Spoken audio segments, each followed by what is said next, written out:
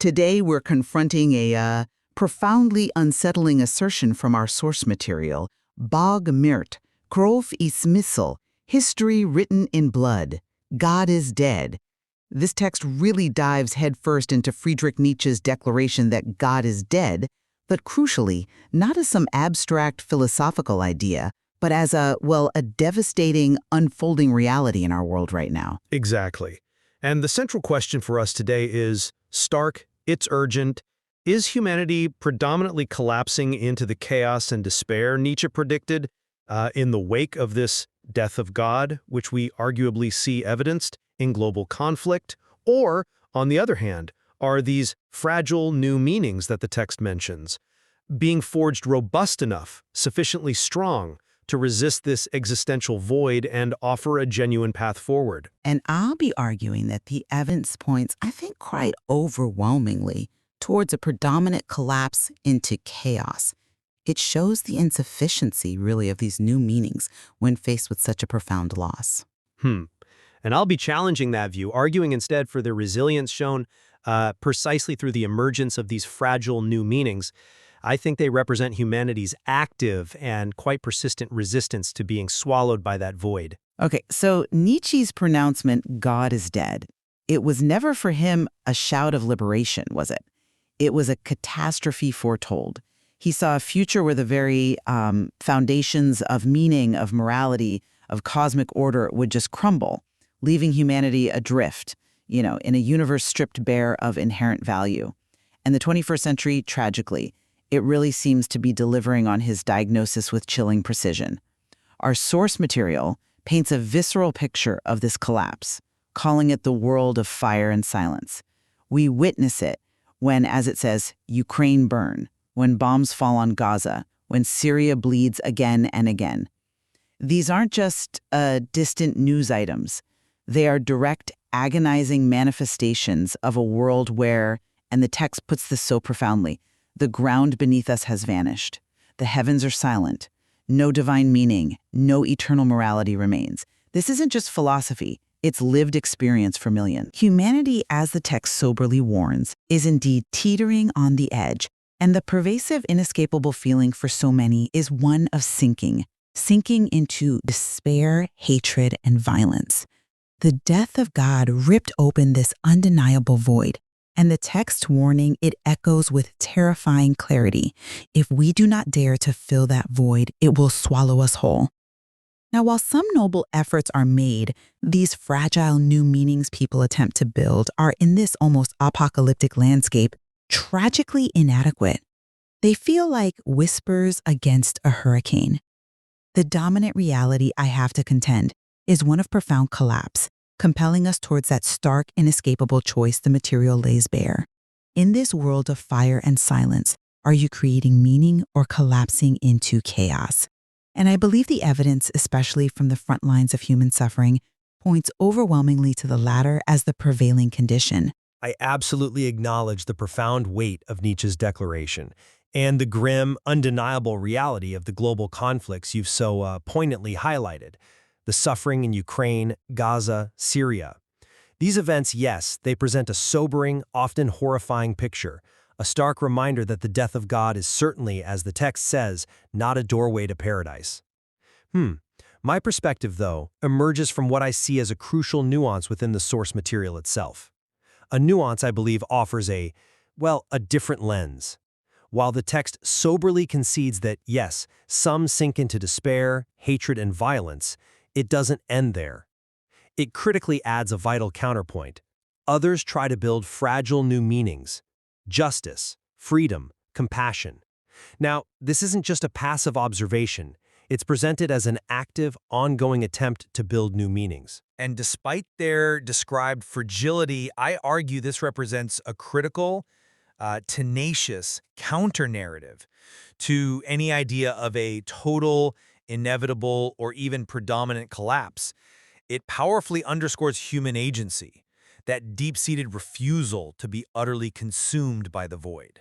The text explicitly frames this void not as some inescapable abyss, but as something we must dare to fill. The very act of striving for justice, freedom, compassion, as imperfect and frankly fraught with difficulty as it is precisely this daring endeavor. It's the resilient human spirit actively challenging the emptiness, refusing to just surrender to nihilism. The existence of these efforts, however vulnerable they might seem on the surface, signifies that humanity is not predominantly collapsing. Instead, I'd say it is engaged in a vital, arduous, and absolutely ongoing struggle. The creation of meaning, even fragile meaning, serves as a significant and often heroic resistance to the predicted chaos. So, to question whether a complete collapse is the singular, overarching outcome seems entirely warranted when the text itself highlights these deliberate, tenacious efforts to forge new values, to build something new from the ruins, as it were. I understand the weight you place on that human drive, that agency. But let's delve deeper into this manifestation of chaos. Is it truly not predominant? The source material's declaration that history is not written in ink, it is written in blood. That's more than just a poetic line, isn't it? It feels like a terrifying testament to how the death of God translates into the lived, brutal experience of our time. The sheer overwhelming scale of contemporary global conflict, Ukraine burn, bombs fall on Gaza, Syria bleeds again and again. It's not just symptoms of localized tensions. It is, I have to argue, the brutal, undeniable manifestation of the ground vanishing, the chilling silence of the heavens, the absence of any universally acknowledged eternal morality. When the text states with such chilling directness, brothers kill brothers, nations slaughter, in the name of gods they claim to defend. This is the death of God, not theory, but reality. It points to a profound erosion of shared meaning. Without a transcendent moral framework, conflict isn't merely political anymore. It becomes existential. It's often fueled by these tribalistic, self-made moralities that inevitably clash. To suggest that this is anything less than an active, widespread collapse into chaos feels like, well, a profound underestimation of the existential crisis we face. This isn't some partial struggle happening in the margins. It feels like the predominant, overwhelming reality for millions, perhaps billions, whose lives are consumed by this inferno. It validates Nietzsche's gravest fears. It's not just about individual despair. It's about the very fabric of global society potentially unraveling. And I deeply acknowledge those grim, blood-soaked realities, the horrific suffering. I do. But I must challenge the conclusion that this scale of conflict automatically equates to a predominant or total collapse into chaos universally, especially when you factor in that human agency. You've powerfully described the absence of universal moral frameworks, but isn't that precisely why the text frames this crucial choice? Either we create values of our own or we drown in chaos? The very act of posing the question, are you creating meaning or collapsing into chaos, suggests, to me at least, that the outcome isn't fixed. It's not predetermined for everyone. It implies an active, ongoing struggle, not an absolute, all-encompassing surrender. The existence of conflict, however horrific and widespread, it doesn't just negate the simultaneous, persistent human effort to define and enact values like justice, freedom, compassion. In fact, often it's in the very midst of that world of fire and silence that we see these values being desperately upheld, fought for, rebuilt. You see it in humanitarian efforts, international cooperation, simple local community resilience. To overlook these deliberate, often incredibly tenacious efforts to forge new values would be, I think, to miss a crucial part of the human response. The void is terrifying, yes, absolutely, but humanity's engagement with it is complex, it's multifaceted, it's not simply a one-way slide into anarchy. I appreciate the focus on agency, but I remain unconvinced that these efforts represent a significant enough bulwark against the void. Let's really consider the efficacy, the nature of these fragile new meanings. The term itself, fragile new meanings, directly from the source. Doesn't it imply their inherent inadequacy, their precariousness? Especially against a void that, as the text warns, will swallow us whole. If God is dead truly means no divine meaning, no eternal morality remains, then we are left without any objective transcendenting foundation. How then can human-made constructs, concepts like justice, freedom, compassion, genuinely stand against the overwhelming, almost atavistic forces of despair, hatred, and violence that seem to dominate the 21st century's grim landscape? When there's no higher authority, no divine stamp of approval, these values, don't they just become mere preferences? Vulnerable to being overridden by power, by self-interest, by the raw force of collective emotion. The burden placed upon these human-made values is immense, almost insurmountable, I'd say. These attempts, while perhaps noble in aspiration, they just appear too feeble, too transient to avert a catastrophe of this magnitude. They are fragile precisely because they lack that bedrock of eternal, divine authority. That makes them vulnerable to the slightest tremor in the human spirit, let alone the seismic shifts of global conflict that rip through communities. They are, I fear, too little, too late, against an abyss that feels like it's already consuming so much of the world. Well, I come at this idea of fragility from a perhaps different angle. I contend that fragile shouldn't automatically be equated with futile or insignificant. In fact, I see it as a remarkably precise, honest descriptor. It reflects the monumental difficulty, the sheer precariousness of forging new values in such an existential vacuum. It acknowledges this isn't easy, that these meanings aren't invulnerable, but it absolutely does not, in my reading, denote ultimate impossibility or inherent failure. Think of it, perhaps, like a sapling growing through concrete. Its fragility highlights the incredible, tenacious effort required just to exist and grow in a hostile environment, not its eventual doom. The fact that the text says others try to build these meanings signifies for me a fundamental, tenacious human drive to resist absolute meaninglessness. These efforts, even if imperfect, incomplete, constantly challenged, they actively prevent a total, passive submission to the void. The void isn't automatically filled by these new meanings. That's clear. No one's suggesting an easy fix here. But it is actively being challenged. It's being resisted by these conscious creations. We see it, don't we, in the painstaking construction of international human rights law, in the tireless work of peace builders in conflict zones, in global movements for ecological sustainability, even in just everyday acts of empathy and mutual aid. These represent humanity's profound capacity to respond to an existential crisis, not by finding a new God, perhaps, but by taking on the enormous responsibility of value creation ourselves. To build anything in the face of such a void is, I think, an act of profound courage and defiance, not weakness. Fragility, in this context, describes the heroic struggle, not the inevitable defeat.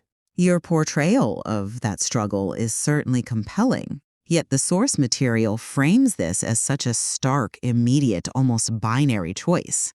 That suggests, to me, a greater urgency and perhaps a more dire prognosis for these fragile new meanings. The text declares, either we create values of our own or we drown in chaos. That's an urgent existential crisis footing, isn't it? Humanity literally teetering on the edge. The death of God unleashed a void demanding an immediate, decisive response. Failure to provide one leads, seemingly inevitably, to collapse. The very phrasing of the question, are you creating meaning or collapsing into chaos? It's framed as a current reality, not some future possibility. It implies that for many, maybe most, the latter is already the dominant truth. This isn't some philosophical exercise for, leisurely contemplation. It's a visceral demand for self-reckoning in a world on the absolute brink. The silence of the heavens means there's perhaps no time for slow, organic evolution of values.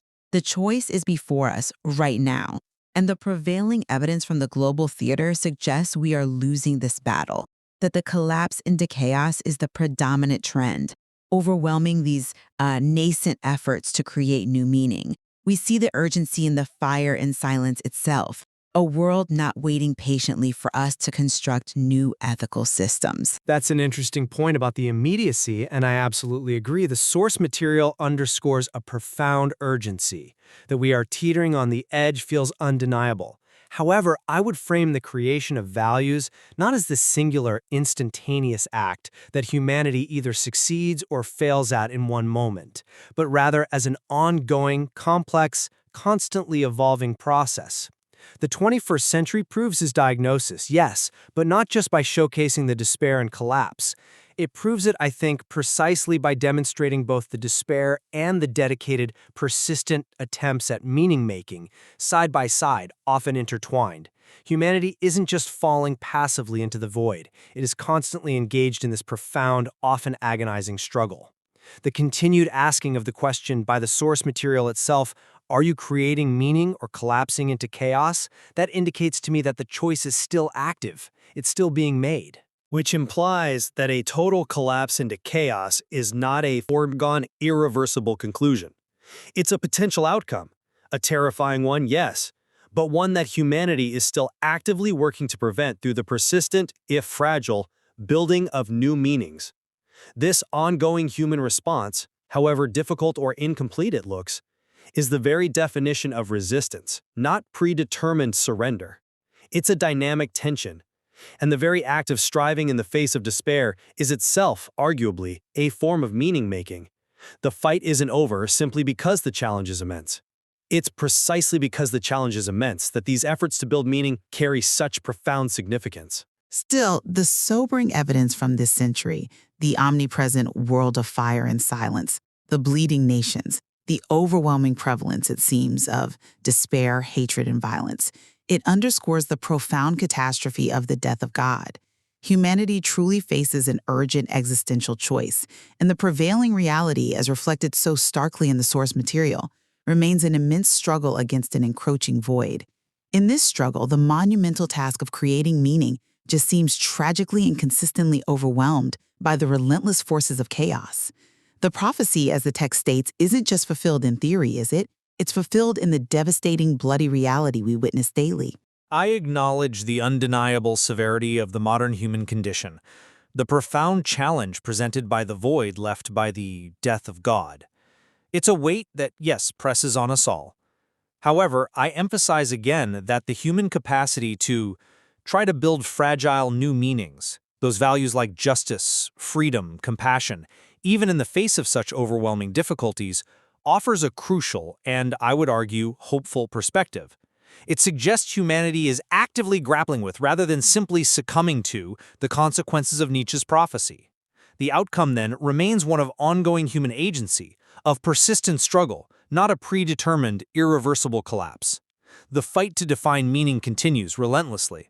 This material certainly forces us, quite powerfully, to confront uncomfortable truths about humanity's condition in this post-Nietzschean world. It demands we look squarely at that void. Indeed, and it illuminates the ongoing profound challenge of defining meaning and purpose for ourselves. The material ultimately leaves us, I think, with a vital question about our own individual and collective roles in shaping whatever future comes next, reminding us that the choice, however difficult, however fragile the outcome might seem, is still ours to make.